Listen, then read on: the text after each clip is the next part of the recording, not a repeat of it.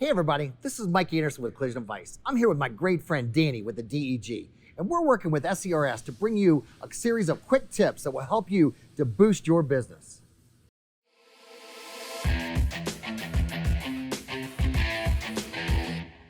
So today we're going to talk about post-repair scans. First of all, it's really critical that we understand we have to perform a post-repair scan to ensure that we're delivering the vehicle back in a safe and proper manner.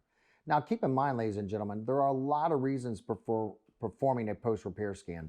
One is, it's part of the quality control process. Two is we want to make sure that we're removing any, what Jake from Aztec has referred to as cyber fingerprints, right?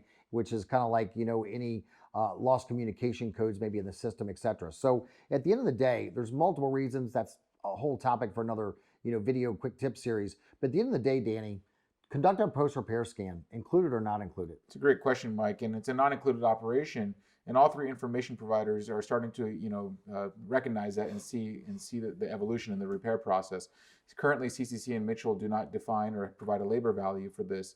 Auditex, you may see a published labor value, which again, with the DEG inquiry 17384, they have responded back and saying that the time that they have published is for hooking the vehicle up to an OEM scanner or a J2534 type device, reading the data and clearing the fault, and that's it. So any variables outside of that, which may require additional diagnostics, research, or additional calibrations or test drivings, are not included in that final repair scan.